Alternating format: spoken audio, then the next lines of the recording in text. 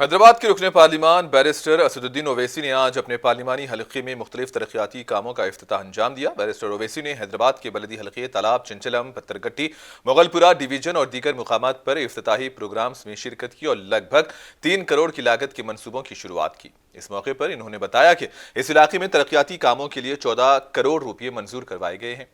याकूतपुरा हलके से मजलिस के MLA जाफर हुसैन मिराज भी इसी दौरान बैरिस्टर ओवैसी के हमराह मौजूद थे।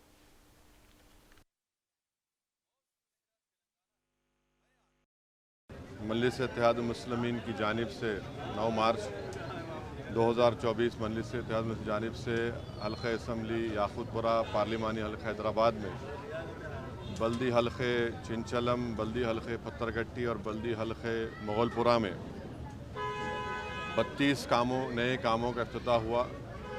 उसकी लागत है 3 करोड़, जिसमें 12 काम नए वाटर लाइन डालने के हैं और 12 सूरज लाइन के हैं। तो अल्हम्दुलिल्लाह जो 14 करोड़ के सूरज लाइन के जो काम हम मंजूर करवाए थे, उसमें से आज इन कामों का इफ्तिताह हो रहा है। मैं ये बताना ज़रूरी समझता हूँ कि जो 20 पानी की लाइन के काम का आज इफ्तिताह किया गया, वो पानी के पाइप्स जो है इंशाल्लाह 22 मार्च के दिन आने वाले हैं और 22 मार्च के बाद वाटर लाइन का काम शुरू हो जाएगा। जो ड्रेनेज और सीवरेज पाइपलाइन का काम है वो उसके पाइप्स आ गए हैं, मटेरियल है, उसका काम जल्द से शुरू किया जाएगा।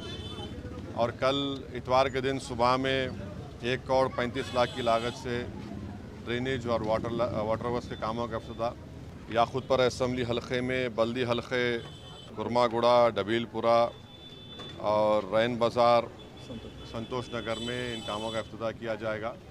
और वही पानी की लाइन का काम 22 मार्च के बाद ही शुरू होगा। हमारी कोशिश यही है कि हैदराबाद पार्लिमानी हलक़े में जितने असम्बली हलक़े जात आते हैं, जितने बल्दी वार्ड हैं, वहाँ पर तरक्याती कामों को अंजाम दिया जाए।